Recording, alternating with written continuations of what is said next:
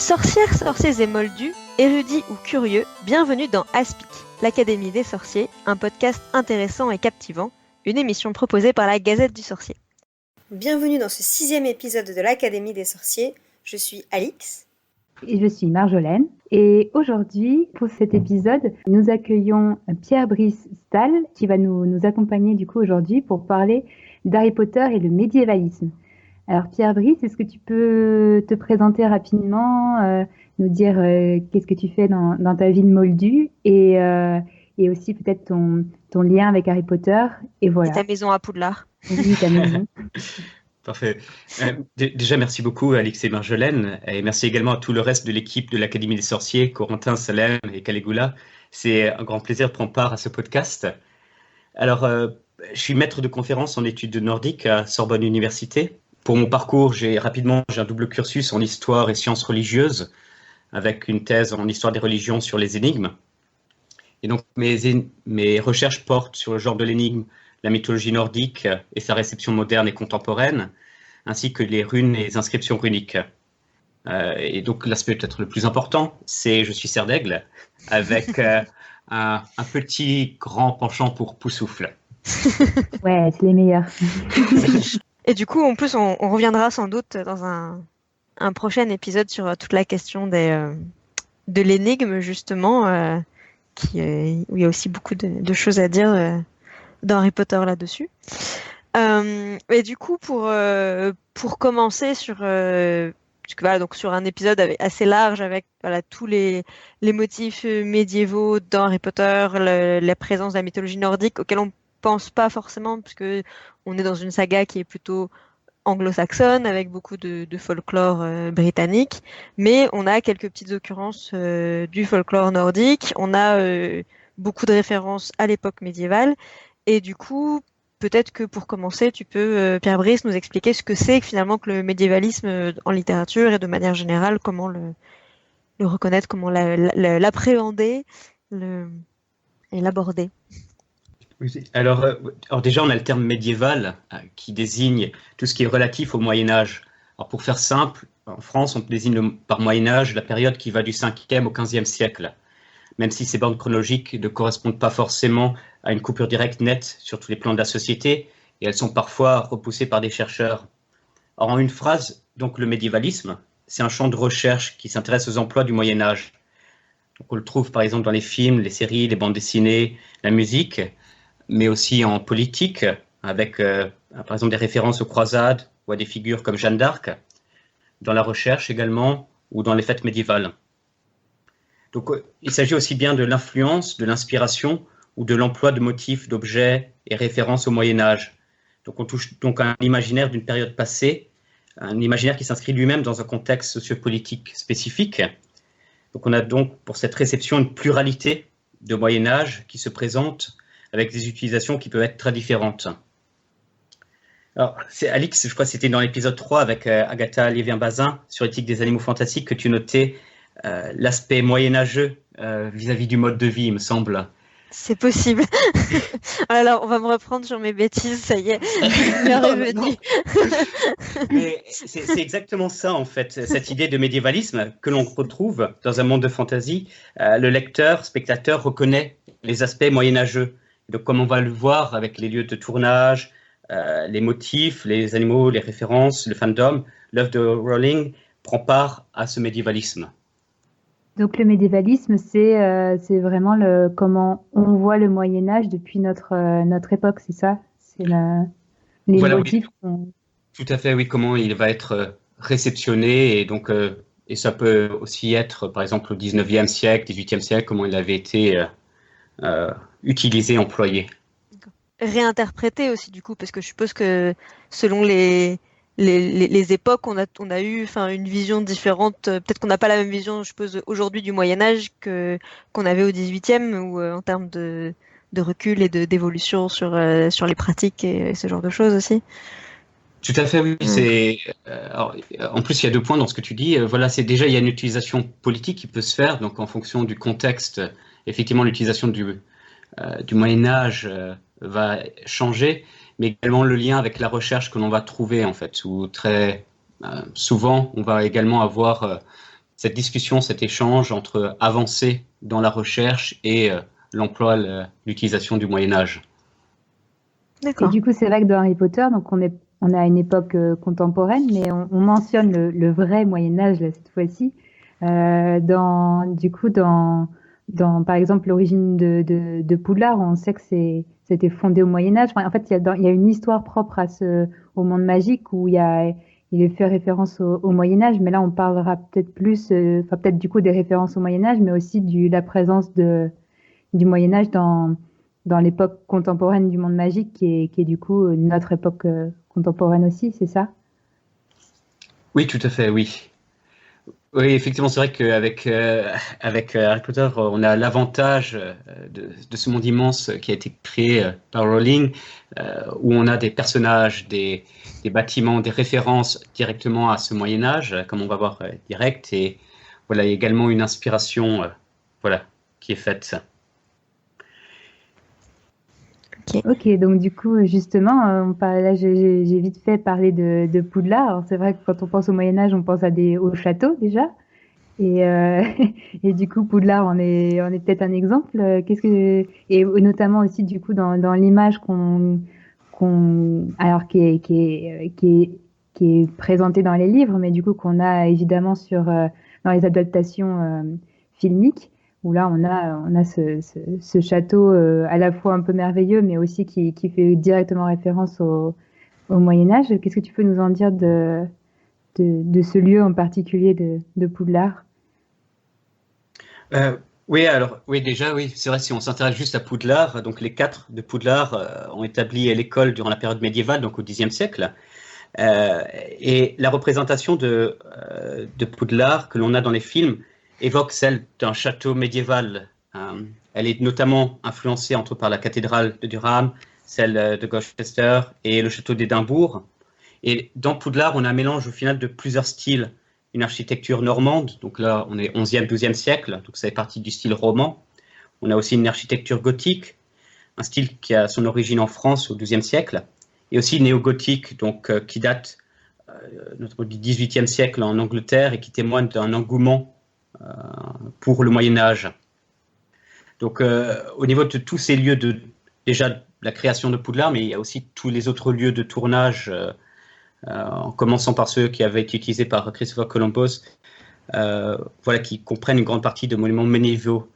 Mais donc en fait, c'est vrai que quand on regarde Poudlard, c'est finalement, enfin, dans les films évidemment, pas sur les illustrations qu'on peut en être fait, mais finalement on a des lieux qui datent de plein d'époques et enfin, finalement on peut imaginer que Poudlard, alors évidemment on n'a pas d'informations certaines là-dessus, mais Poudlard étant un château magique qui a évolué au fil du temps, finalement l'évolution, enfin les différents monuments qui ont servi de lieu de tournage et qui datent d'époques très différentes pourraient finalement complètement correspondre à une espèce de patchwork architectural auquel correspond entre guillemets réellement Poudlard dans le monde magique parce qu'il est là depuis 1000 ans et donc que le château a évolué au fur et à mesure des siècles avec l'architecture du pays, du monde, qui devenait, enfin, qui passait, qui était d'abord romane et puis plutôt gothique et puis ensuite néo-gothique comme tu disais. Et donc on peut très bien imaginer que le Poudlard des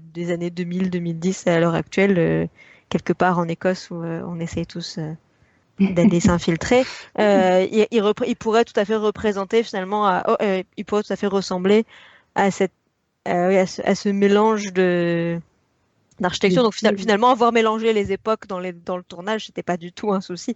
C'était même plutôt un choix intelligent. Ouais. Oui, tout à fait, tout à fait. Et effectivement, c'est vrai que, oui, comme tu notais avec Gloucester et son cloître, je crois qu'on est dans le 15e siècle et les châteaux à d'Alnwick, ça c'est 11e siècle aussi pour la construction. Et voilà, mais à chaque fois aussi avec des évolutions, ces mêmes châteaux en tant que lieu de tournage ont aussi eu des modifications au fur et à mesure. Et du coup, Poudlard, cette fois-ci, pas en tant que château, mais vraiment en tant qu'école, Est-ce que c'est un concept du Moyen-Âge? Parce que c'est vrai que on pense peut-être justement à la création des premières universités qui datent justement du Moyen-Âge. Est-ce que ça suit ce modèle-là ou est-ce que c'est très différent? Oui, voilà, oui. Donc, on a déjà, pour les universités médiévales, voilà, on va avoir au niveau de l'Occident, vers le 12e, 13e siècle, au niveau de la naissance de ces universités-là. Et donc, effectivement, ça va reprendre tout un modèle aussi académique qui est présent notamment en Grande-Bretagne. Parce que c'est vrai que moi, après, c'est peut-être dans mon éducation française, on parle plus effectivement des universités médiévales françaises, mais du coup, c'est la même chose aussi en Grande-Bretagne au niveau de la naissance de ces institutions.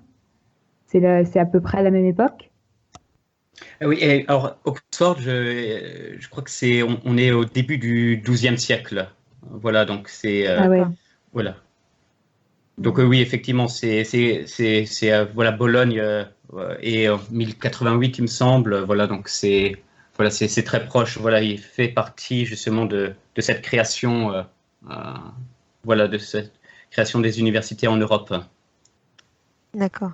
Ouais, donc effectivement, ça colle un peu en fait avec ce qui se passait enfin, voilà, à notre époque, la construction des universités, finalement, la construction de Poudlard, c'était à peu près enfin, presque contemporain, un Ouais. peu en avance sur son temps, Ouais, mais pas tant que ça, ouais. mais pas complètement. Ouais. Pas complètement anachronique. Voilà, après, c'était la vision des grands fondateurs, voilà, qui a permis. Oui, c'est d'ailleurs un aspect que j'aime bien, des fois, ce mélange un peu, on reviendra peut-être là-dessus, mais un peu entre la réalité et des choses qui se sont passées, mais qui n'ont pas été transmises chez les Moldus, notamment au niveau des chevaliers de la table ronde. Voilà, donc on reviendra sur. Il me semble que c'est Sir Cadogan qui est un membre uniquement connu dans les versions du monde sorcier de la légende d'Arthur. Voilà. Ah, je me souviens plus de ce détail, tiens. Ah oui, j'ai oublié aussi.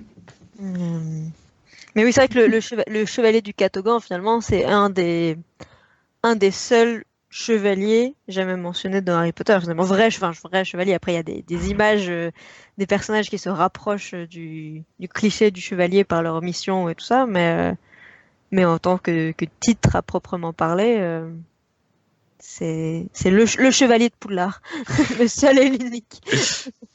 Ouais, même si c'est vrai qu'on a l'impression dans la figure de Godric Gryffondor qui correspond un peu à la figure du chevalier, mais c'est vrai qu'on l'appelle pas spécifiquement chevalier. Mais il a une épée, donc. Il a une épée. Après, il y avait, il y a eu l'époque c'est un peu après, puisque c'est la fin du Moyen Âge, du coup, Nick quasi sans tête qui a été décapité, mais donc c'était déjà 1492, donc techniquement c'est tout juste la fin du Moyen Âge, quoi. Ça coïncide presque parfaitement avec les dates qu'on peut bien donner à peu près à la fin du Moyen Âge en France, en tout cas. Voilà, et bon, après, en tant que médiéviste, des fois, on s'amuse aussi à piquer un petit peu quelques dizaines d'années voilà, sur l'autre période. Donc là-dessus, il n'y a pas un problème d'étendre, voilà, même jusqu'au début du XVIe, XVIIe siècle. Soyons fous, le Moyen-Âge. Mais comme on dit, c'est vrai, ils ne se sont pas réveillés d'un jour à l'autre. Aujourd'hui, c'est la Renaissance. Allez. Poudlard, finalement, dans sa construction, c'est une des plus vieilles institutions sorcières connues, en tout cas au Royaume-Uni, parce qu'on a peu d'informations sur les autres pays. Donc, du coup, c'était un fort symbole, de l'époque, et encore 1000 ans plus tard, c'est toujours un fort symbole un pur produit de son époque et symbole de l'époque à laquelle elle a été construite. Et pour les sorciers toujours contemporains, du coup, comme tu disais, Marjolaine, c'est le Moyen Âge dans la période contemporaine. Et puis c'est vrai, quand on parlait d'Oxford, même aujourd'hui en Angleterre, finalement, les grandes universités, elles gardent aussi un peu cette imagerie médiévale, finalement, même dans leurs bâtiments ou quoi, même si c'est parfois ou souvent de la réinterprétation plus plus récentes. Je connais pas l'histoire architecturale d'Oxford, mais ça correspond bien parce que à l'inverse, en France, nos universités, même les plus anciennes, on n'a pas tant gardé que ça d'univers médiéval même dans l'architecture de nos universités. Oui, après, pour les Strasbourgeois, ceux qui ont passé par l'université de Strasbourg, c'est vrai que la tour de chimie de Strasbourg ne fait pas très médiéval non plus. Voilà. Donc, on a quelques bâtiments, effectivement, mais en plus, Marjorie, ce que tu dis, c'est ça, parce que, par exemple, pour Christchurch, où on a fait le Great Hall à Oxford, qui est la grande salle de Poudlard, un petit peu, on associe, quand on pense à Poudlard, des fois, on pense aussi à cette grande salle. Au final, Christchurch date du XVIe siècle, mais son architecture rappelle, à juste titre, la période médiévale. Or, on reste quand même dans un style gothique, et plus précisément la dernière phase que l'on aime perpendiculaire, donc qui est fin XIVe, début XVIe siècle. Donc voilà, comme tu disais, on a toujours cette attache, cette vision de ce qui fait Moyen-Âge au final, donc toute cette esthétique qui va être employée aussi dans les films. D'accord. Ouais. Donc c'est quelque chose plus d'anglais que de magique finalement, d'associer l'école au médiéval. Finalement, ça fait partie de l'univers britannique.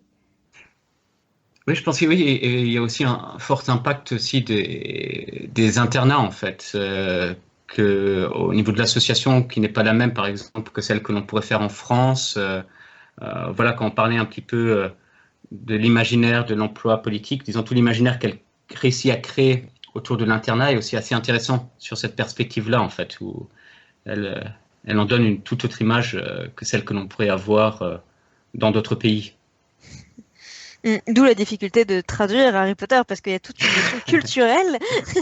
Donc, comme on a parlé dans notre épisode précédent. Mais du coup, on parle de Poudlard en tant que bâtiment, voilà. Mais si on rentre un peu plus dans les couloirs de Poudlard et ce qu'on peut y observer, on a toutes ces armures dans les couloirs qui sont a priori quand même des armures de chevaliers qui sont à nouveau associées, une décoration qui est encore plutôt type médiéval. Alors les grands tableaux c'est un peu plus difficile à dater parce que des tableaux on en a fait un paquet sur une grande période, mais après on a donc dans la nous avais parlé Pierre-Brice donc de cette tapisserie qu'il y a dans la salle commune de Gryffondor, qui est une tapisserie du Moyen-Âge très, très célèbre, la Dame à la licorne. Je ne sais pas si tu veux en parler un petit peu de... Oui, tout à fait, oui. C'est vrai que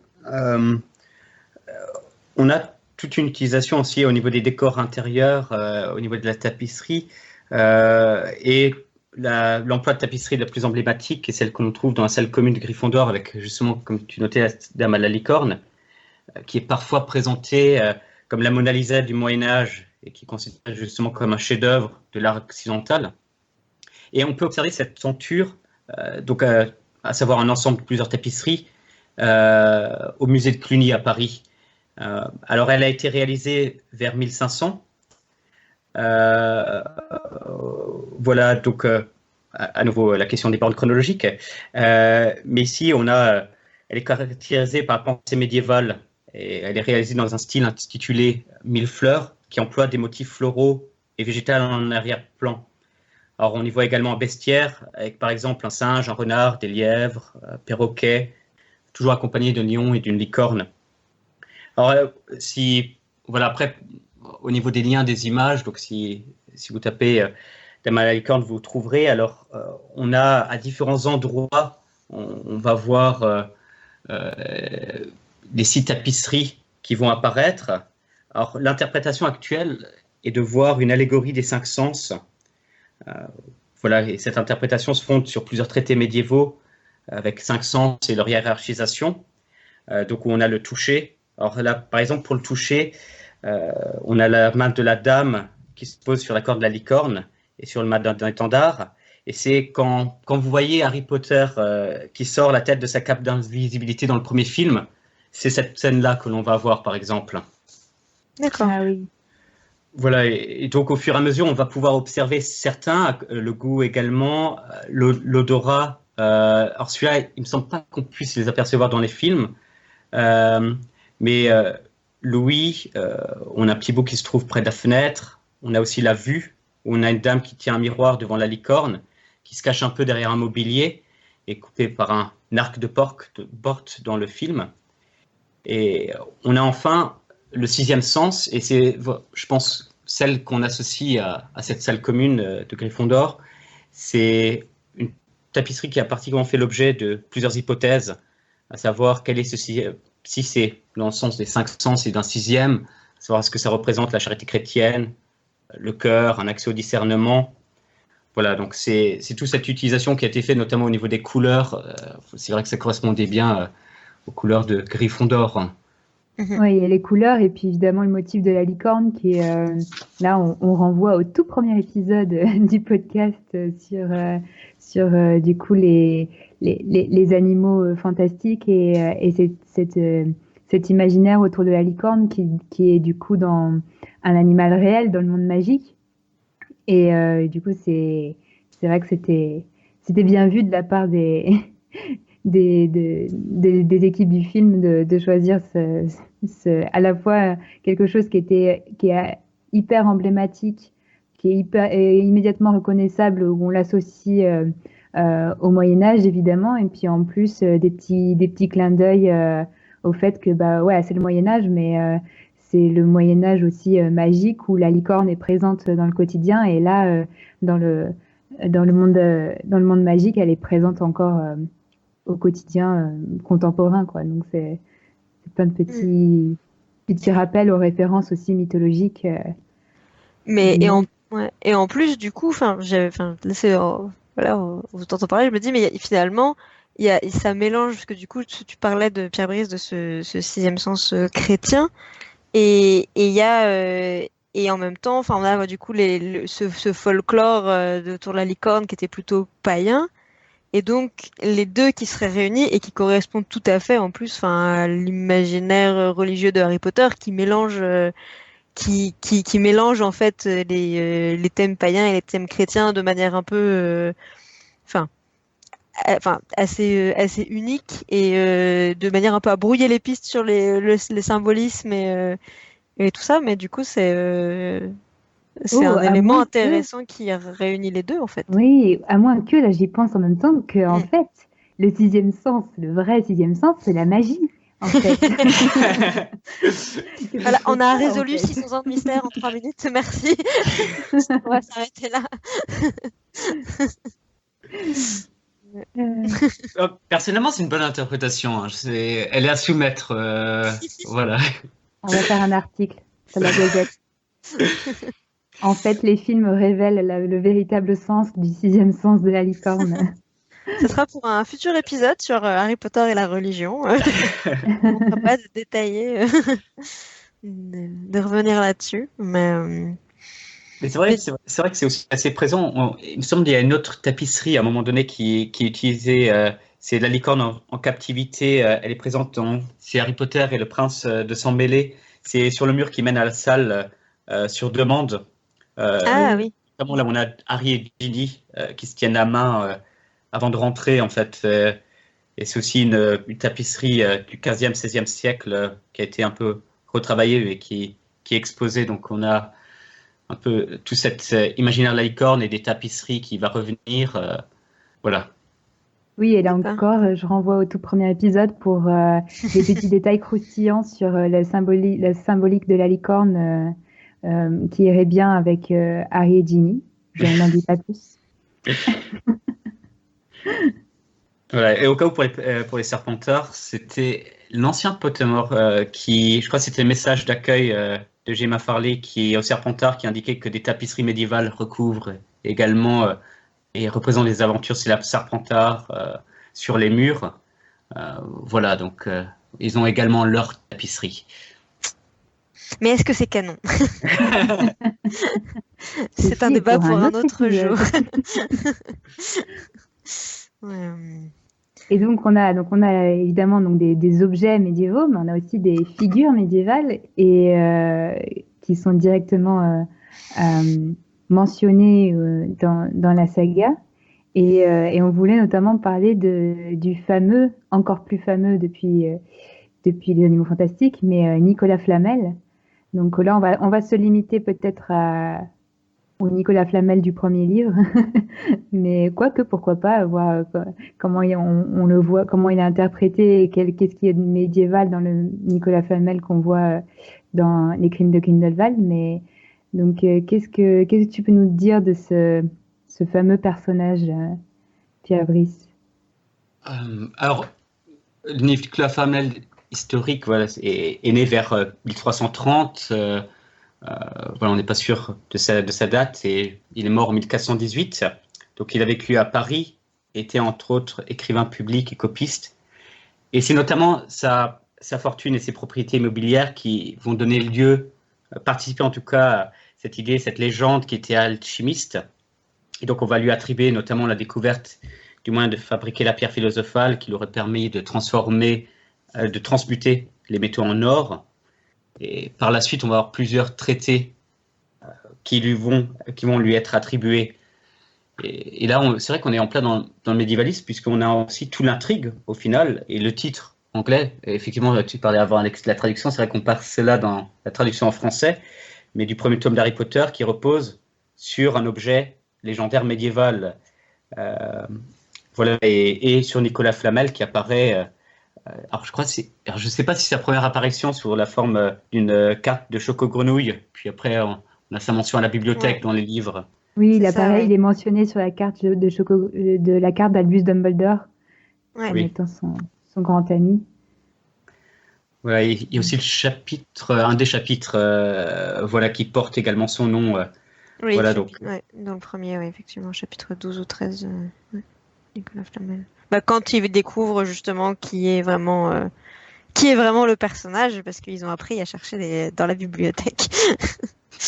Mais j'espère qu'on aura l'occasion de consacrer un épisode entier à l'alchimie, parce que je pense que ça le mérite. Mais du coup, je me demandais, moi, l'alchimie, à quel point c'est une science du Moyen-Âge ou à quel point c'est quelque chose où il y a toute une mythologie médiévaliste plus récente? Je me posais cette question, je sais pas trop à quel point c'est quelque chose qui est réapparu après comme étant un imaginaire lié au Moyen-Âge, ou est-ce que c'est vraiment quelque chose qui était vraiment important à l'époque contemporaine de Nicolas Flamel, ou plutôt dans ces époques-là? Ouais, après, je pense que tout dépend de quel type d'alchimie. Par exemple, pour l'Asie, on a déjà des traités, il me semble, bien avant notre ère, quelques siècles avant notre ère, et on retrouve également en Égypte, dans différents. Puis après, c'est vrai qu'on a une réception déjà au Moyen Âge en Occident, et tout un développement à la Renaissance, et au début de l'époque moderne. Voilà, donc c'est vrai que c'est sur plusieurs périodes, et je pense que c'est aussi ça qui est employé un petit peu sous cette richesse de l'alchimie qui va être employée par Rowling, qui va puiser au final dans différentes traditions. Ouais, mais c'est vrai que, enfin là, on renvoie, je pense, il y a de nombreux articles qui existent en ligne à ce propos. C'est pour ça que je pense que ça mériterait un épisode à part entière. Mais l'alchimie, c'est pas seulement un motif via une pierre et un personnage. Ça va beaucoup plus loin dans la symbolique, notamment large, du premier roman. Mais du coup, j'ai l'impression que... Ouais, vas-y, pardon. Ah non, c'était juste pour mentionner au niveau des couleurs, tout ça, mais voilà, c'était pour teaser plutôt l'intérêt pour aller plus loin. Mais...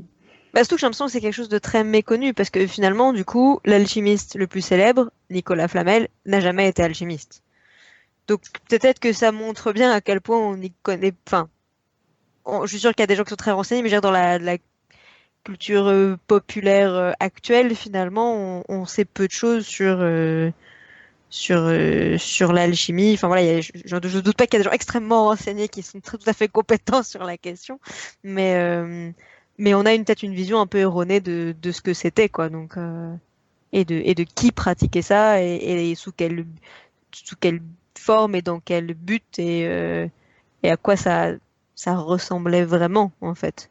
Ouais, dans la culture populaire, c'est sûr. Je pense qu'il y a une déformation un peu, mais je pense qu'il y a un peu plus que ça chez Rowling, je pense. Mais à discuter. Et donc, pour venir à peut-être d'autres références médiévales, est-ce justement, on parle quand même de littérature à la base quand on parle d'Harry Potter. Donc, si on parlait justement de littérature médiévale un petit peu, pour voir est-ce qu'on sent des références claires chez Rowling ou alors c'est pas si évident. Oui, non, effectivement, c'est vrai que la littérature médiévale va avoir une influence sur l'œuvre de Rowling. On peut par exemple prendre l'exemple du conte des trois frères. Alors c'est dans un live chat de Bloomsbury en 2007 qu'elle va citer le conte du vendeur d'indulgence, The Pardon's Tale, comme une source possible de son inspiration pour les reliques de la mort. Et c'est un des contes de Canterbury, de Geoffrey Chaucer, qui date du XIVe siècle. Donc dans le conte de Canterbury, en fait, on trouve une trentaine de pèlerins qui se rendent à Canterbury et qui, dans le cadre d'un concours, se racontent des histoires en route. Et ces pèlerins représentent les différentes catégories sociales du XIVe siècle. On y trouve un chevalier, un moine, un marchand, un juriste, un marin. Donc différents types. Et là-dessus, dans le conte du vendeur d'indulgence, on a plusieurs de ces motifs qu'on va retrouver dans celui des trois frères. Voilà, donc c'est un des exemples de la littérature médiévale qui a été comme source d'inspiration. Alors il y a également tout ce qui est l'impact des bestiaires, des aviaires médiévaux. Donc je pense ne pas proposer de faire une discrétion d'1 heure ou 2 heures dessus. Voilà, on peut renvoyer aux deux autres épisodes là-dessus. Voilà. Mais effectivement, je pense qu'il y a aussi une mise en garde à faire, puisqu'on a plusieurs motifs médiévaux qui ont pu être identifiés par des chercheurs. Donc, à savoir, quand je parlais du médiévalisme, je notais justement qu'il y a aussi dans la recherche, donc le fait, simplement ce qu'on est en train de faire, c'est du médiévalisme en fait, aussi, en tant que la recherche qui s'intéresse, les chercheurs qui s'intéressent sur cette réception du Moyen-Âge. Et donc, il y a des chercheurs qui sont penchés sur l'œuvre de Rowling, et qui ont mis en parallèle, notamment avec les romans de chevalerie, par exemple avec motif de la quête d'identité ou du rôle de la forêt en lien avec le développement du héros. Et voilà, il faut noter cependant que la littérature médiévale qu'on va rencontrer s'insère dans tout un ensemble de références. Et avec ce podcast sur le médiévalisme, il faut faire attention à ne pas prendre l'œuvre de Rowling uniquement à travers ce prisme.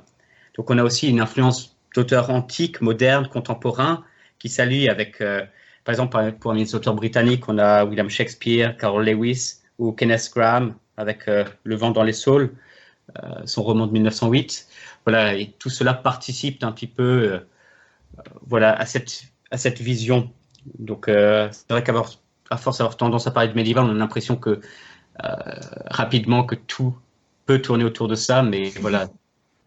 Oui, c'est plus compliqué que ça. Ouais, c'est ça. C'est pas parce qu'il y a une forêt que tout de suite on parle, que c'est une référence directe. C'est ça. C'est toute une mosaïque de références qui peuvent venir de différents endroits différents et peut-être aussi du parcours de Rowling, puisque il me semble qu'elle est plutôt diplômée en littérature classique. Oui, c'est ça. Ouais. Donc au final.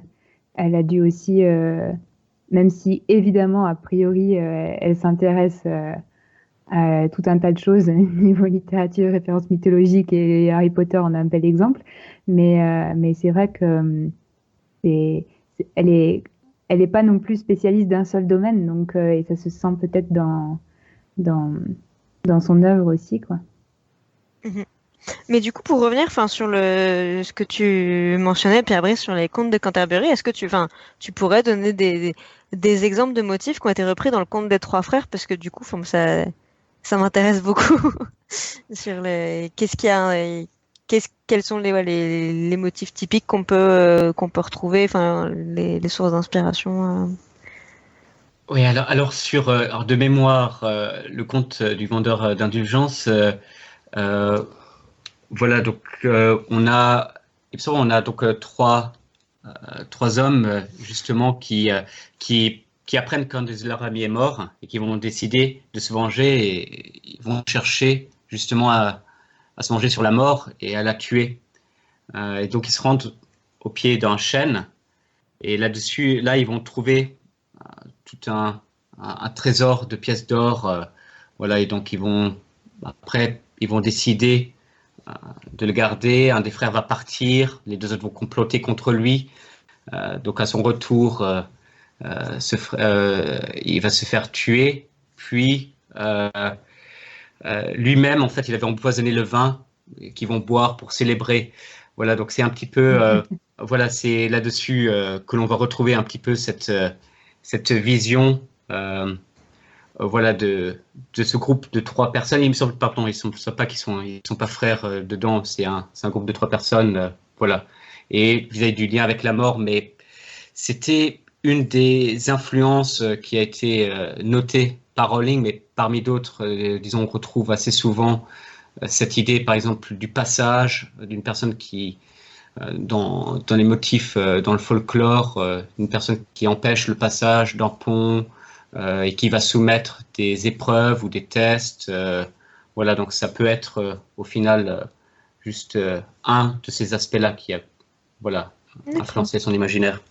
Oui, là, ça a l'air d'être quand même, même si c'est un mélange de références, mais là, ça a l'air d'être quand même effectivement une référence assez directe sur de ce que tu en dis. Moi, je connais pas ce conte, mais Moi non plus. de morale autour de, ça sert à rien de défier la mort, quoi. C'est quelque chose d'inévitable et la défier, ça fait plus de dégâts que de l'accepter. Donc,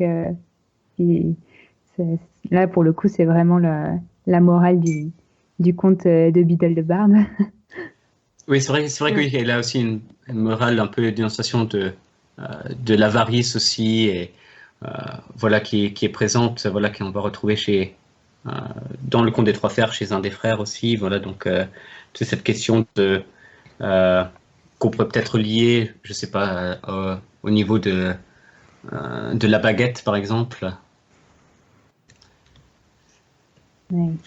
Et justement, je me posais la question peut-être d'un autre motif, mais là on parle justement en parlant de la baguette, mais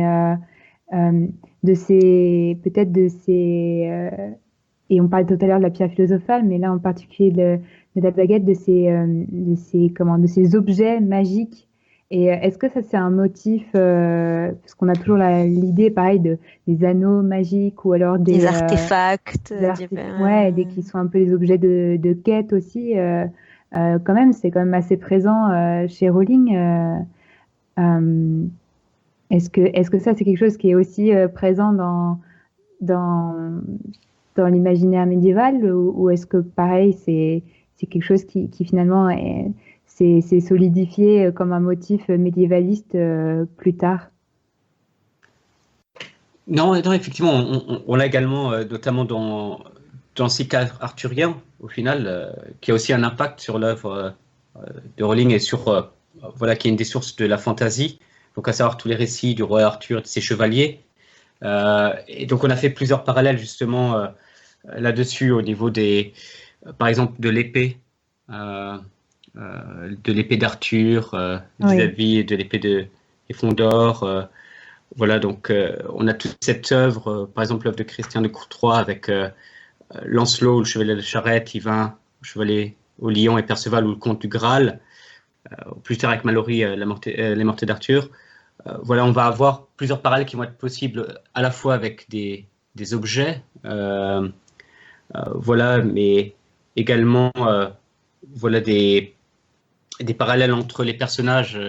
Voilà, je crois que certains s'est amusé à faire un parallèle entre Dumbledore, Merlin, Arthur et Harry, etc. Bah, puis après, même dans les bon, c'est plus anecdotique, même dans les prénoms, il y a beaucoup de prénoms de personnages de Harry Potter qui portent des prénoms qui sont assez communs dans toutes les légendes du roi Arthur, qui reviennent régulièrement. Quoi. On a Perceval, enfin, Ginny qui a un diminutif de Guinevra, enfin Guenièvre. Enfin voilà, on a le Arthur Weasley. Donc il y en a quelques-uns comme ça qui reviennent. Mais après, enfin, parce qu'il y a aussi quand même dans Harry Potter 7 que, enfin voilà, le seul qui se passe pas dans entre les murs de Poudlard et enfin, c'est quand même une quête pour l'objet magique qui va permettre, enfin je veux dire, les Horcruxes pour eux c'est la solution de survie enfin la survie du monde sorcier, puisque c'est comment tuer Voldemort pour que le monde sorcier soit épargné. Donc, enfin, il y a un côté presque, enfin, on peut pas dire magique, mais presque biblique, Si, on symbolique.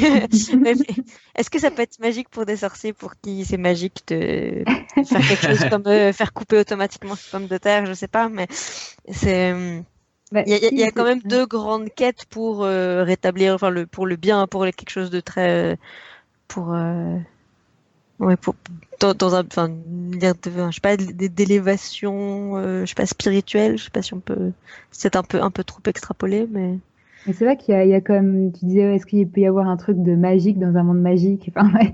Mais c'est vrai qu'il y a quand même, on a l'impression qu'il y a quand même plusieurs types de magie. Il y a notamment une magie quand même un peu symbolique.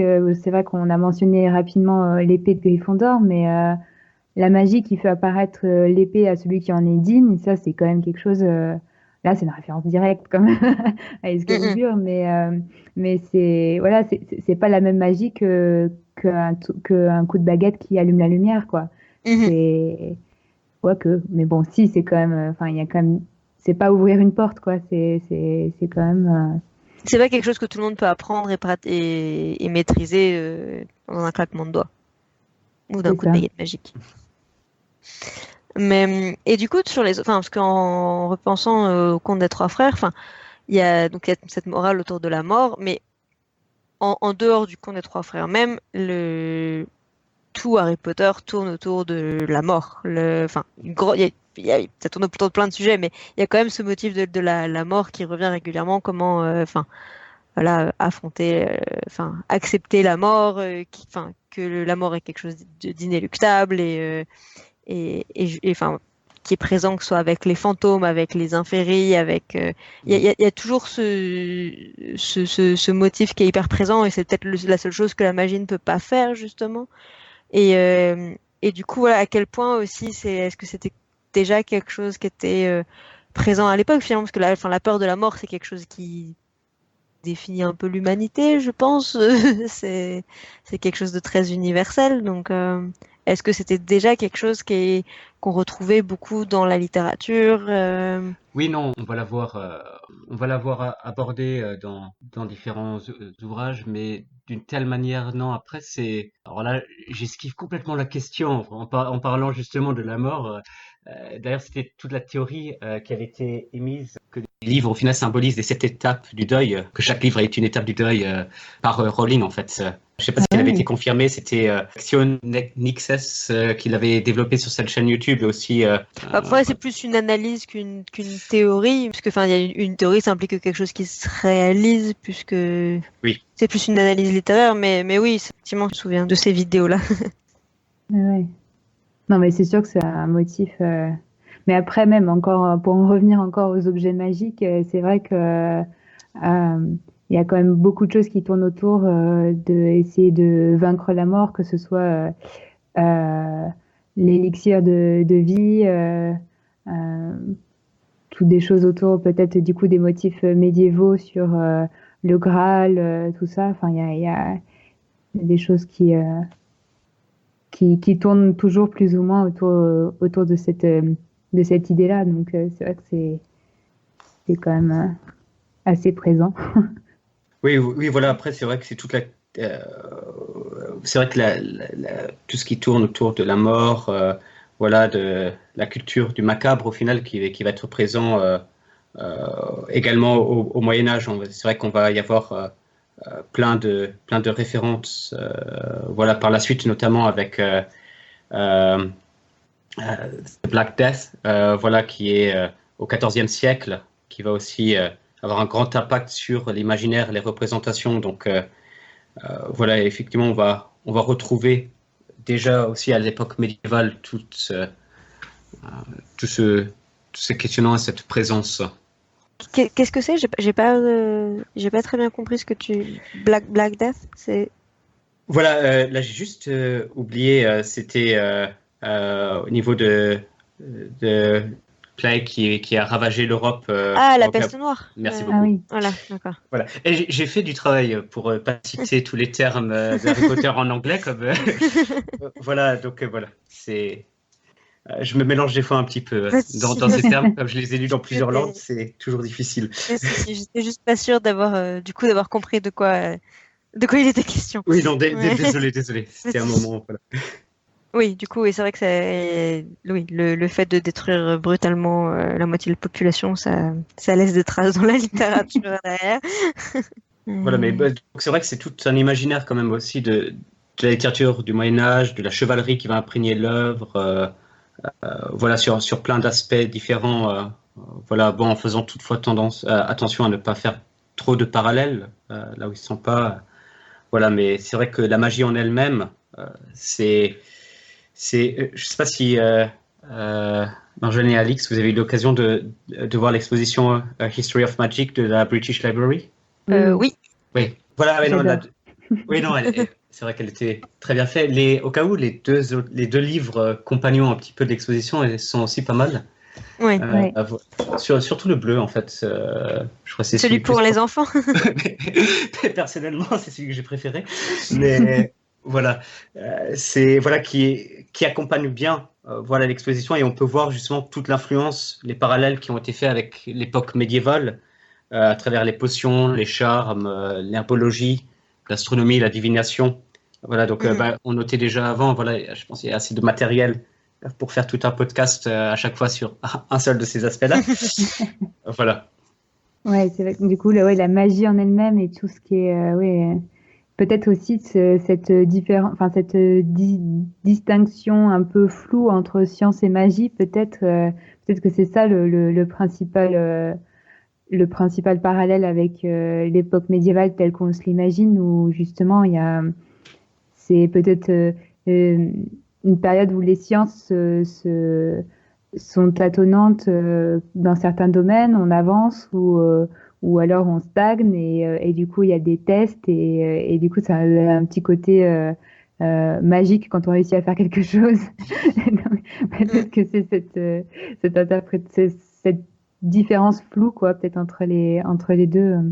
Et puis, je suppose que c'était aussi une époque où, comme on ne savait pas expliquer les choses de manière rationnelle par la science, parce qu'on n'avait pas les connaissances du coup, l'explication ne pouvant pas être rationnelle, par défaut, c'était quelque chose de plus magique et de plus incompréhensible, et parce qu'on n'avait pas les clés et pour des choses qui paraissent très évidentes aujourd'hui. Je pense que, tout ce qui est niveau, par exemple, biologique, les maladies, comment c'était transmis, comment c'était, pourquoi on tombait malade, pourquoi on vieillissait, c'est des choses qu'on ne savait pas vraiment. Et donc, je suppose qu'il y a tout un imaginaire qui se crée autour aussi, parce qu'on ne peut pas expliquer les choses de manière rationnelle, inévitablement. Donc, ça doit mener à beaucoup de légendes et de superstitions et de croyances diverses et plus ou moins, sans doute que certaines étaient tout à fait... était finalement pas si éloigné que ça de la réalité, mais du coup, je suppose que c'est facile. Et, aujourd'hui, ça doit être le cas sur d'autres sujets, mais de se laisser.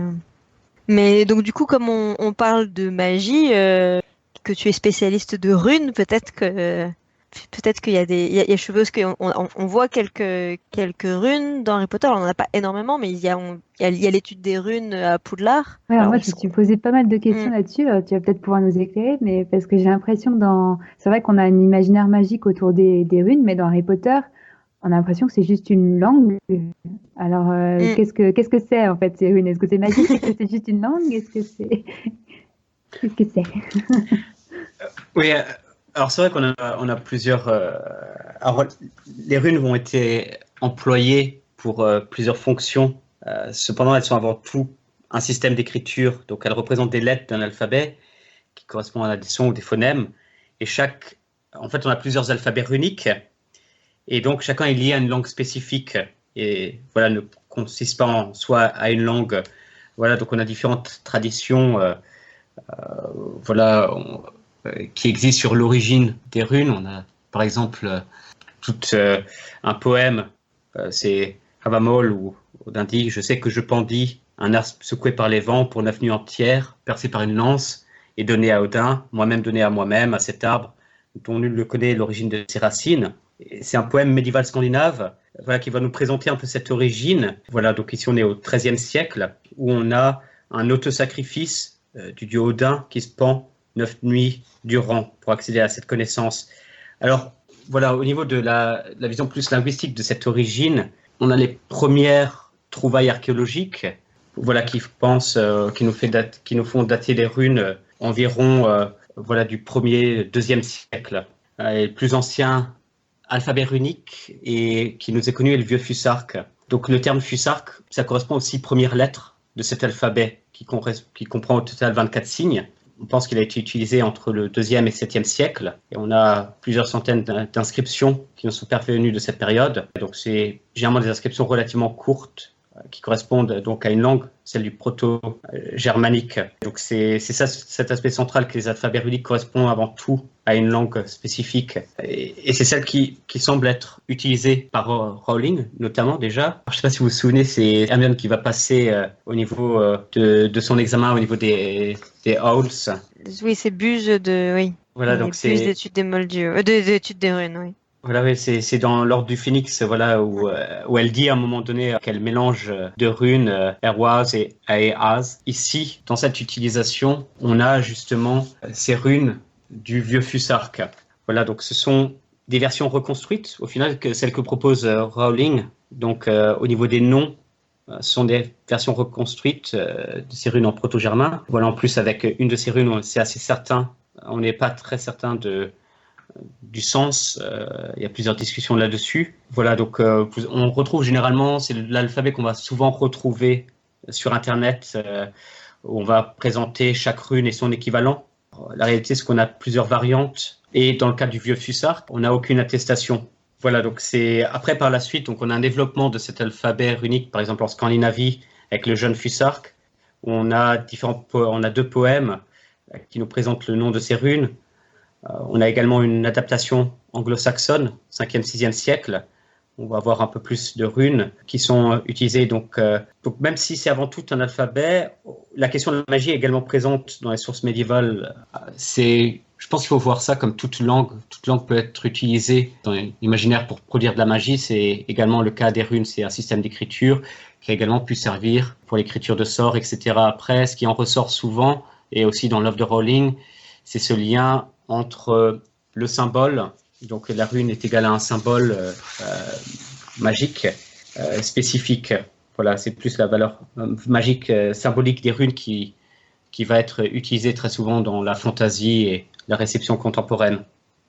Ouais, mais c'est vrai que justement, on a l'impression là que Hermione, elle étudie les runes comme une langue ancienne, en fait, plus que comme parce qu'elle fait du thème et de la version. De magie. Ouais, c'est ça. Oui, tout à fait. C'est vrai que c'est un peu. Je pense même au niveau des ouvrages, on a la mention justement de l'étude des runes anciennes, et on a plusieurs mentions d'ouvrages dans différents livres, notamment, je crois le professeur c'est Bachida Babling. Voilà, on parle de Ancient Runes Made Easy. On a aussi Silbury. On a un dictionnaire de runes. Et on a aussi, justement, on parlait de traduction, je crois qu'il y a la Advanced Rune Translation. Donc voilà, on a sur la traduction aussi là-dessus, où voilà, c'est un peu laissé dans le doute quant à l'utilisation, effectivement. Et c'est ça qui est assez drôle, quoi, parce que c'est presque comme ce dont on parlait pour les créatures magiques. En fait, c'est comme si les runes que nous, on associe à la magie, dans le monde magique, ça devient quelque chose comme nous, Très on étudierait le ordinaire. grec, en fait, Ouais. comme on étudierait le grec ancien. Mm. Mais mais il n'y a pas du coup d'explication de pourquoi, par exemple, Pourquoi il y a une pourquoi version il de étudie les Vidal de runes Barde en... déjà? Ouais, Ouais. ouais, c'est ça. Ouais. Pourquoi il y a une version de Vidal de Barde en rune, quoi. Oui. Mm.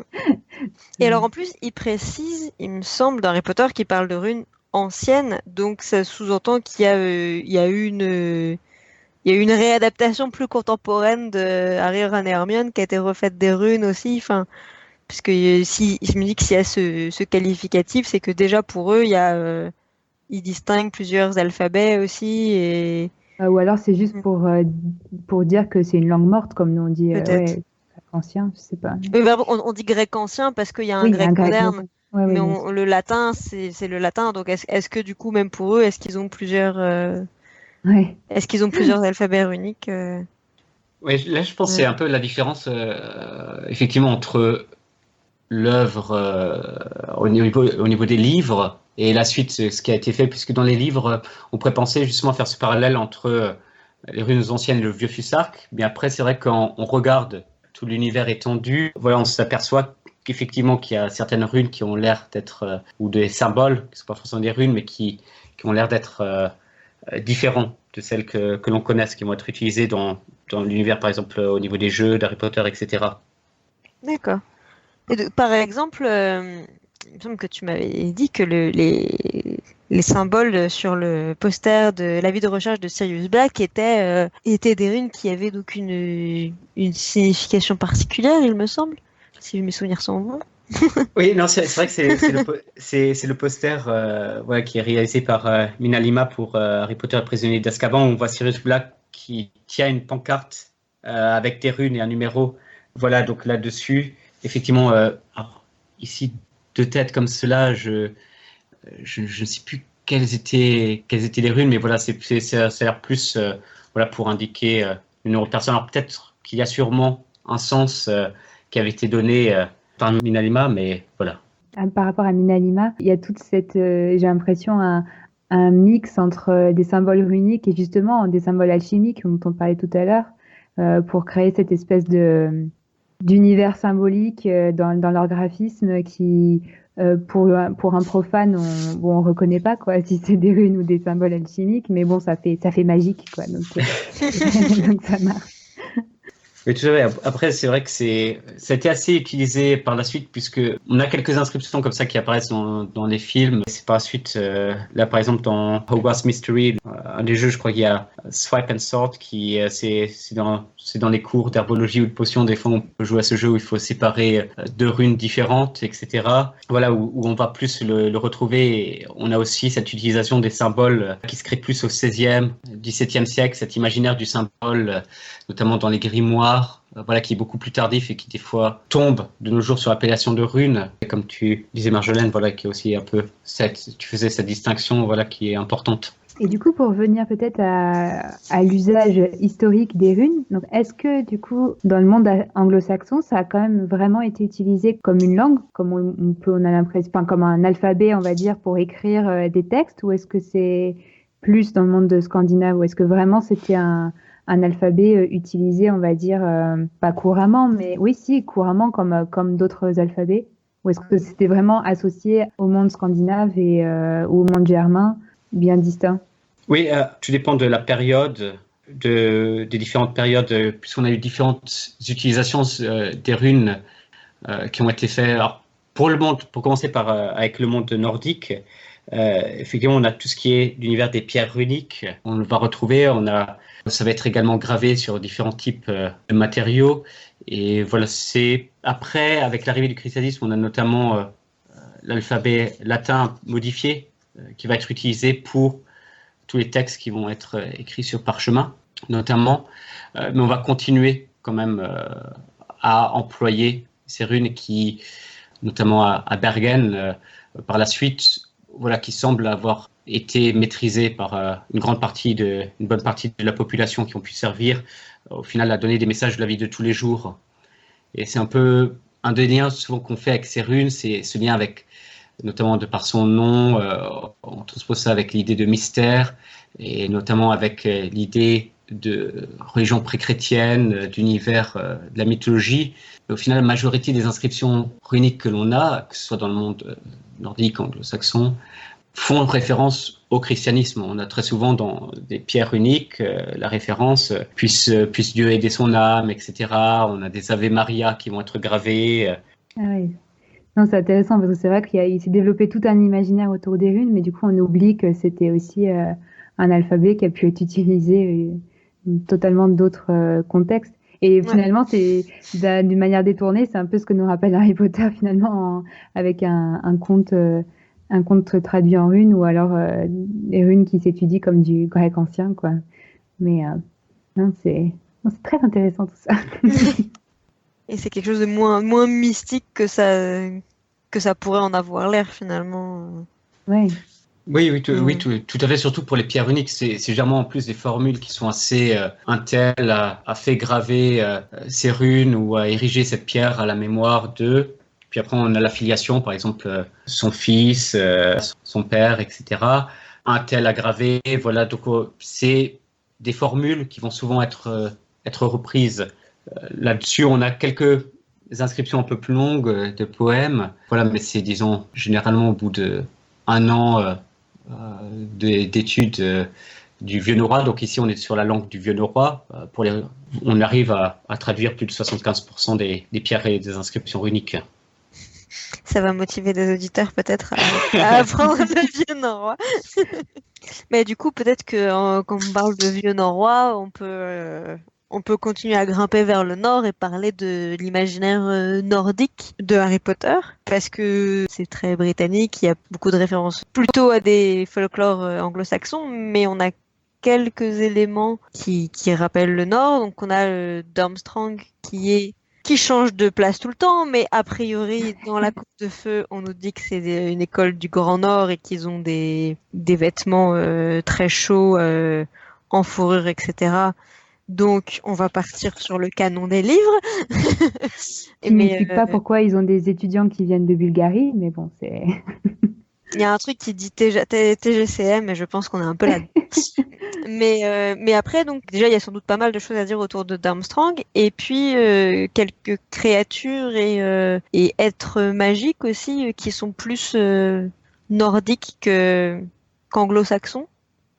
Mais déjà, peut-être juste avant de parler de ça, quand on parle de nordique ou d'anglo-saxon, de quoi on parle exactement? Parce que quand on parle d'anglo-saxon, finalement, bah, ils viennent un peu d'une... Enfin, c'est déjà aussi... Il y a des liens historiques peut-être déjà entre les îles britanniques et le Nord. Est-ce qu'on peut revenir vite fait là-dessus? Parce que je pense qu'on peut vite se confondre...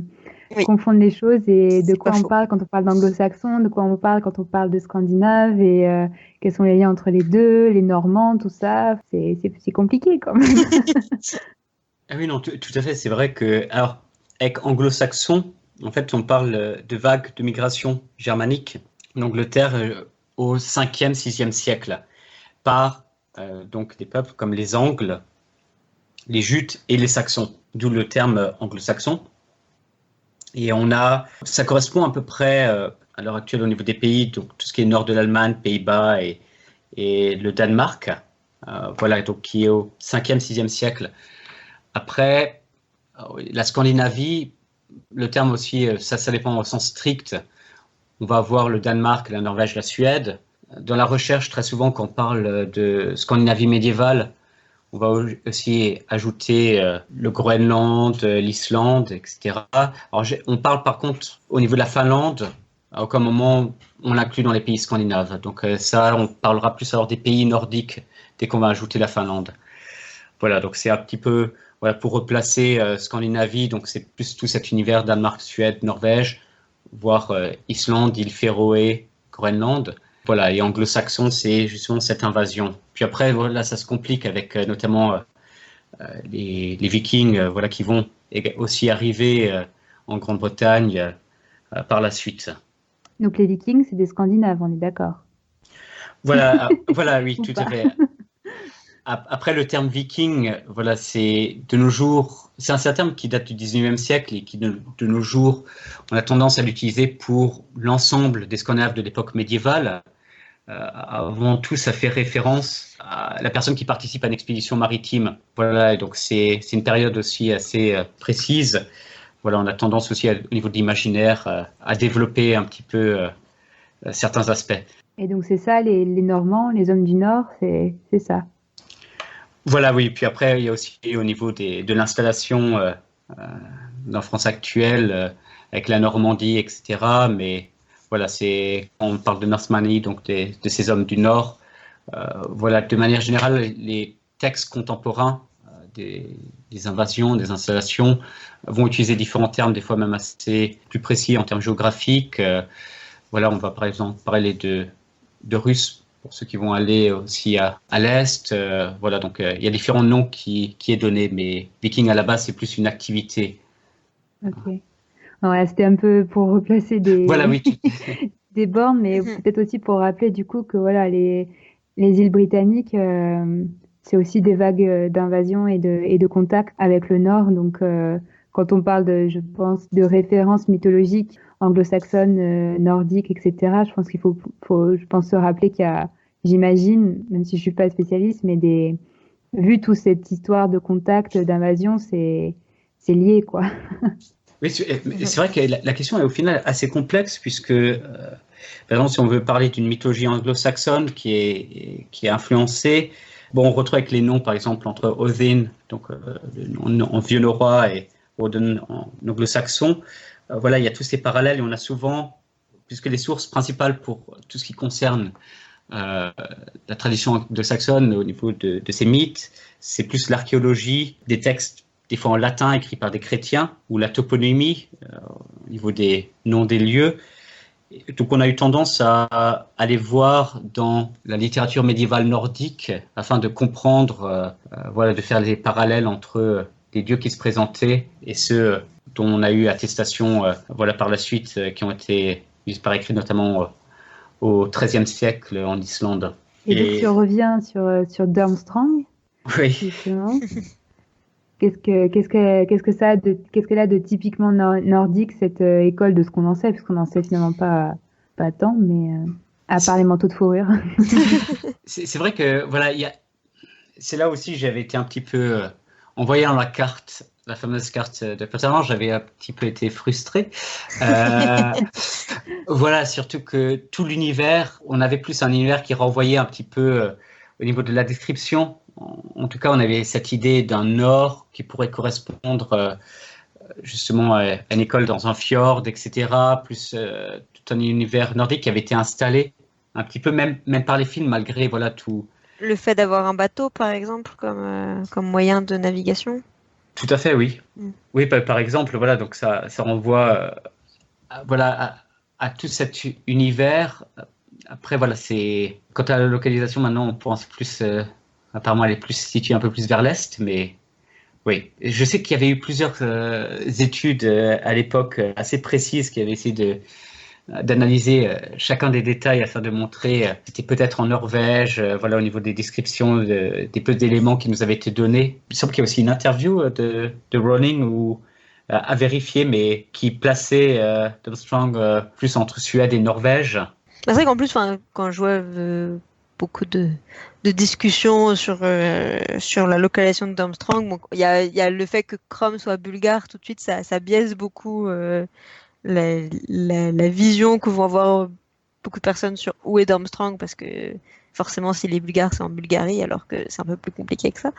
Mais en plus, on a une école en Russie, et a priori plutôt dans la Russie côté occidental, et donc du coup ça serait assez curieux d'avoir deux écoles très proches. Si par exemple on avait Durmstrang en Pologne, vers l'Ukraine, vers les pays baltes, ça serait vraiment extrêmement proche de l'école russe, ce qui serait un peu curieux comme choix. Tu peux rappeler les références pour l'école russe? J'avoue que ça m'échappe.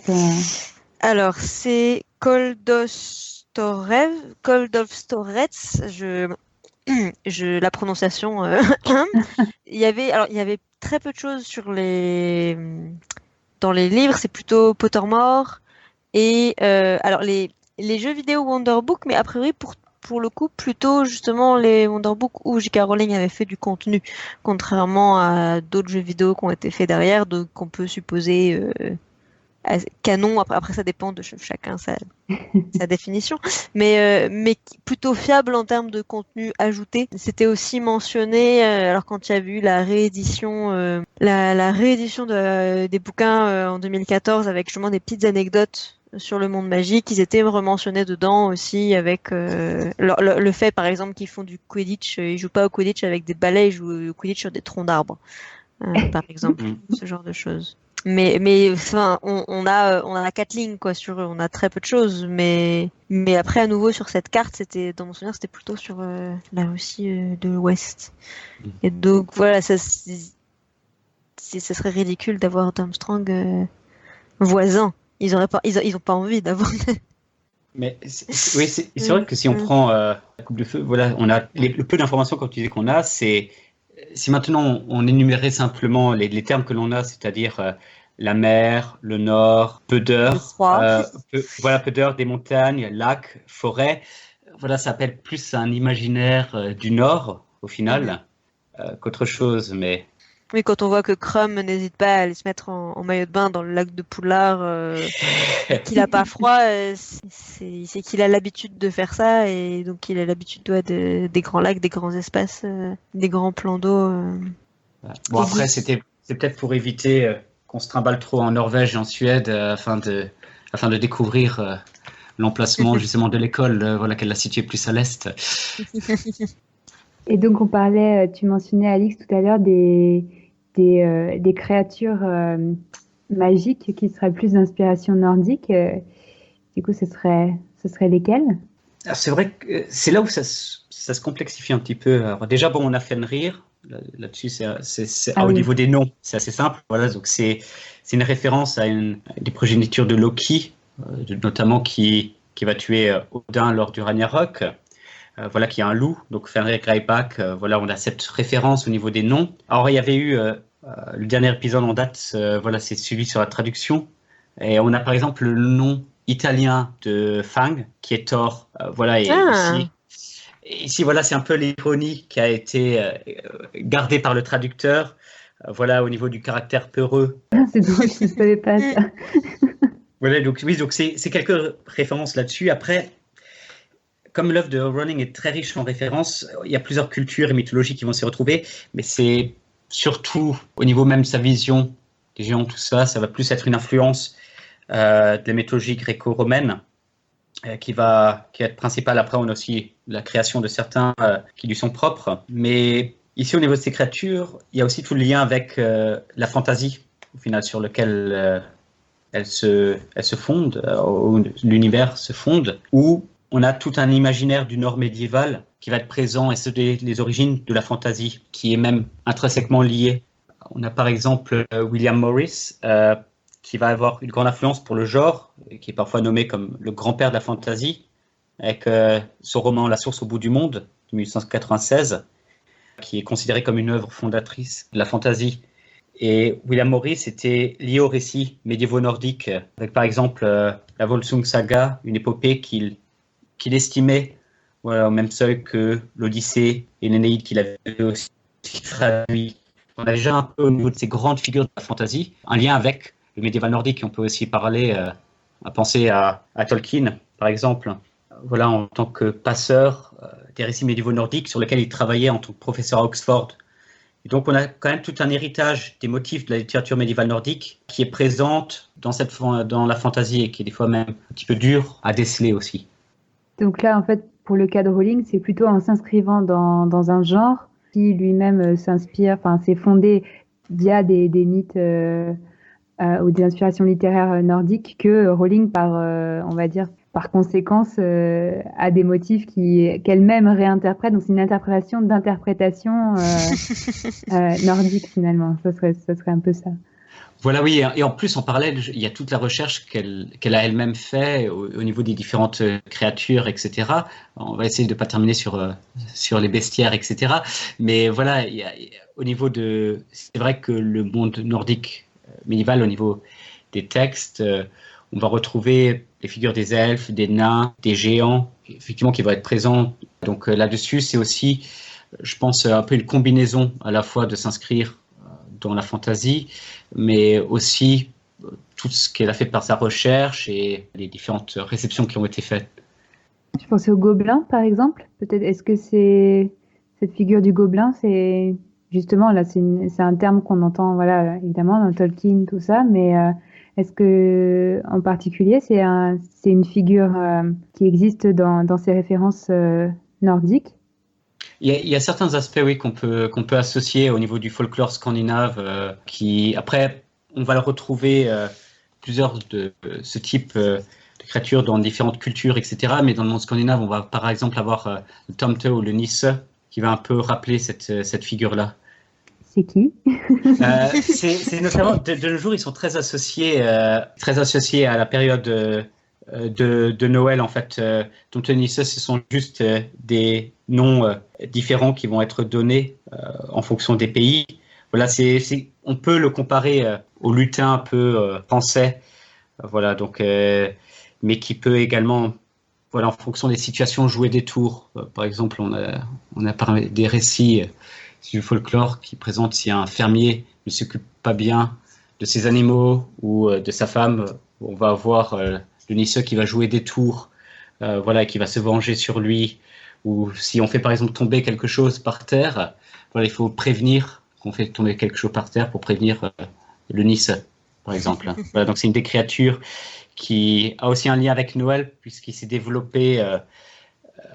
On a une version un peu moderne du Yule Nisse, donc où il va être associé un petit peu au Père Noël d'une certaine manière, voilà, dans la réception. Donc là, peut-être dans Harry Potter, c'est un peu les gnomes de jardin, peut-être, avec ces espèces de créatures qui sont un peu, mais là qui se sont transformées presque en peste de jardin, quoi, juste des nuisibles, mais on retrouve peut-être le rapport avec Noël, puisqu'il me semble que c'est un gnome de jardin qui est transformé en ange, décoration de ouais, Noël. un ange de Noël en haut du sapin. Peut-être que c'est un petit clin d'œil.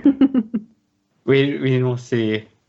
Voilà, oui, parce que après, c'est vrai que c'est ce type de figure. Le gobelin, il est plus aussi, plus au niveau, il me semble, au niveau de la Normandie qu'on va aussi le retrouver en tant que figure du folklore et un petit peu aussi de la mythologie nordique, aussi germanique, etc.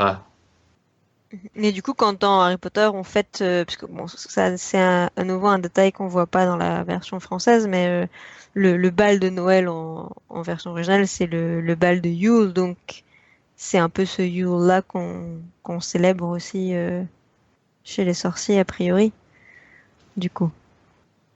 Voilà, oui, c'est vrai que donc Yule, le terme qui est employé, donc avec Yule en anglais, voilà, fait référence à base donc à 3 nuits au niveau du solstice d'hiver.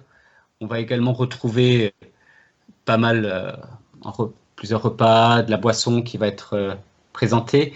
Alors c'est un peu une des difficultés des sources que l'on a, des sources nordiques, qui vont pas nous présenter les différents rites et les différents rituels et les différentes traditions. Donc c'est plus en déduisant notamment avec des références dans des sagas, voilà, qu'on va parvenir à essayer de voir qu'est-ce qu'on entendait vraiment par cette fête. Mais donc c'est un terme, voilà, donc Yule, voilà, qui va par la suite être lié au niveau de la tradition au Noël chrétien. Voilà, et donc au niveau de la fête que l'on va avoir, c'est vrai que pour les films, par exemple, on retrouve un petit peu cet imaginaire du Nord qui va être présent lors du bal. Oui, avec les décorations vraiment de glace qui rappellent le froid, enfin voilà, les terres glacées, gelées. Ouais. Par rapport justement aux fêtes et tout, il y a quand même le motif du banquet et notamment même du banquet de fin d'année qui fait très ou du début d'année d'ailleurs. Ou de Noël ou d'Halloween. Voilà, toutes les occasions sont bonnes pour faire un bon banquet et c'est vrai que ça dans notre imaginaire, mais même je pense dans la réalité, c'est quelque chose qu'on associe quand même vachement au Moyen-Âge, ce côté banquet où on fait pitance. Oui, tout à fait. C'est vrai que ça fait directement, on a directement un appel justement avec avec la grande salle là-dessus. Vous avez dessous cet univers, cet imaginaire de la nourriture, de la fête au Moyen-Âge, voilà, qui va être repris. Voilà, en plus avec les étendards qui apparaissent à la fin de l'année, etc. Voilà, et donc tout cet imaginaire de la cour, voilà, de la chevalerie au final qui va imprégner l'œuvre. On va aussi la retrouver par exemple au niveau des tournois et des duels, voilà, qui vont être assez présents, que ce soit même dans les... Là, on sort de l'œuvre du canon, etc. Mais si on prend Hogwarts Mystery par exemple, la salle de duel, on voit des armures médiévales, voilà, qui font partie du décor, voilà, qui vont justement associer encore plus cette idée de duel, lieu du duel, avec la période médiévale. Mais le simple fait déjà de se battre en duel, c'est quelque chose qui est associé à cette période-ci précisément. Est-ce que c'est vraiment, est-ce que c'est une pratique qui existait avant ou après, ou enfin, tu vois, dans mon imaginaire, je l'associe vraiment avec. Moi, c'est marrant parce que du coup, le duel de baguette, moi, même si effectivement il y a cet imaginaire d'escrime, mais moi, j'imagine plus au duel plus récent de pistolet en fait. Mais, oui. Qui ont duré quand même un petit peu longtemps. Oui, c'est vrai, ouais. Peut-être le fait qu'il soit à distance, c'est peut-être ça aussi qui. Oui, ouais. Oui, c'est vrai que je pensais pas du tout à ça, ouais. Mais... Oui, d'autant plus dans les films, la manière dont ça a été présenté, c'est vrai que ça fait assez penser justement à ce type de duel au pistolet. Et c'est là aussi où on peut voir plusieurs parallèles, notamment au niveau, par exemple, du tournoi des Trois Sorciers. On peut essayer de trouver des concepts, par exemple, des concepts de la chevalerie, de la vision, de qu'est-ce qui fait, notamment au niveau un bon chevalier. Après, voilà, je pense qu'il faut faire assez attention là-dessus à des parallèles qui peuvent être plus une lecture orientée. Ouais, mais c'est vrai qu'il y a quand même des motifs. Voilà, la première tâche face au dragon, enfin le chevalier qui affronte le dragon, c'est quand même un motif assez, en tout cas dans notre imaginaire, qui est assez fort au Moyen Âge. Et dans la deuxième tâche, le fait de sauver la demoiselle en détresse, alors là, même s'il n'y a pas que des demoiselles au fond de l'eau, mais voilà, il y a ce côté-là aussi qui est quand même assez, nos parallèles est assez fort. Mais finalement, il y avait que la troisième tâche, le labyrinthe, ce qui est pas spécialement. Je pense plus à la mythologie grecque quand on parle qu'au Moyen Âge avec le labyrinthe, mais. Ouais, tout à fait, oui. Ouais. C'est vrai, mais après, je pense que c'est lié à l'origine de ces trois tâches, au final, qui, à la base, Rowling avait pour intention de représenter les 4 éléments, donc à la fois le feu, l'air, l'eau et la terre. Et c'était assez dur. Je crois qu'elle avait eu du mal à en faire 4 tâches au final, et elle a mélangé justement avec le dragon. On a le mélange entre la terre, entre le feu et l'eau. Entre le feu et l'air. Je vais y arriver, merci beaucoup. Voilà. Et donc le labyrinthe représenterait la terre. Voilà. Donc je pense qu'aussi au niveau de ces tâches, ça correspond plus aussi à cette vision d'avoir voulu représenter à la base les 4 éléments. Mais le fait aussi, l'idée d'avoir 3 épreuves, c'est pas aussi quelque chose d'assez courant dans toutes les légendes, les récits épiques, les 3 grandes, le symbolique des 3 grandes épreuves, des 3. J'ai l'impression que c'est un chiffre qui revient souvent dans les grands récits épiques, les grandes épopées. Oui, tout à fait. C'est vrai que surtout que. Voilà, il y a toute une influence et Rowling est consciente justement des chiffres et de certains des chiffres, comme le 3 et le 7, voilà, qu'elle va employer, qu'elle va utiliser. Donc au final, avoir eu 3 épreuves plutôt que 4, ça marche. Ça marche très bien, voilà. Puis techniquement, il y avait l'épreuve complémentaire, le cimetière, donc peut-être que c'était ça. Et l'épreuve complémentaire, le bonus. Du coup, je pense qu'on a fait un bon tour. Donc on en a parlé de choses différentes là, c'est assez impressionnant. Mais ça donne envie de creuser encore plus. De toute façon, on a émaillé tout l'épisode de petites teasing en disant voilà, cet aspect-là mérite un épisode de plus, celui-là aussi. Donc je pense que ça va être un peu un épisode sur lequel on va revenir régulièrement.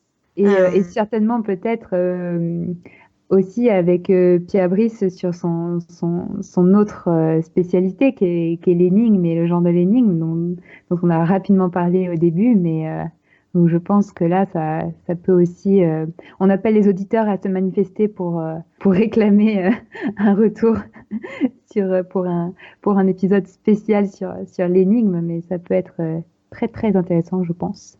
Mais à part ça, il y a un autre point du médiévalisme qui est le médiévalisme participatif, à savoir justement comment on participe à cela à travers les fêtes médiévales. Et c'est vrai que l'univers d'Harry Potter invite complètement à participer et justement permet, que ce soit au niveau du tourisme ou au niveau des différents parcs qui ont été mis en place, au niveau du Quidditch par exemple, fait aussi partie de ce qu'on appelle justement de ce médiévalisme participatif, à savoir comment on va prendre part au final à cette réception du Moyen-Âge. Voilà, donc c'est assez, voilà, pour terminer un peu sur une ouverture là-dessus, mais non, sinon il me reste aussi à vous remercier beaucoup pour cette proposition. Disons, ça m'a fait très plaisir de pouvoir prendre part à cet échange. Merci beaucoup à toi. On est honoré d'avoir pu t'avoir eu. C'était assez captivant à écouter, donc voilà, j'espère que ça plaira aux auditeurs et je n'en doute pas. Très bien, du coup, je pense qu'on va pouvoir boucler ici. Du coup, merci de nous avoir écoutés. Vous pouvez suivre toute l'actualité de Aspic sur Facebook, l'Académie des Sorciers, et sur Twitter @aspic_GDS. Vous pouvez aussi nous contacter pour des idées d'épisodes, des suggestions, des questions, des remarques, des revendications à rédaction@gazette-du-sorcier.com. Et vous pouvez retrouver tous les épisodes sur iTunes et sur SoundCloud dans les podcasts de la Gazette du Sorcier. Donc alors, on a eu d'ailleurs à propos de ça, on a eu quelques petits retours d'auditeurs. Donc ça dépend des plateformes où vous pouvez retrouver sous le titre les podcasts de la Gazette. Parfois ça apparaît aussi sous le titre de l'autre podcast de la Gazette qui s'appelle Salut les sorciers. Donc essayez un peu tout et vous finirez par trouver. on va essayer d'éclaircir ça. Mais... Et donc on remercie Caligula qui a composé le générique d'après John Williams et Pantalémon et Salem pour l'équipe technique. Et donc à très bientôt pour le prochain épisode de l'Académie des Sorciers. Il n'y aura sans doute pas d'épisode au mois de juillet et août. On va faire une pause estivale, mais on vous retrouvera en septembre pour de nouveaux épisodes. Et donc... Pastez d'abord.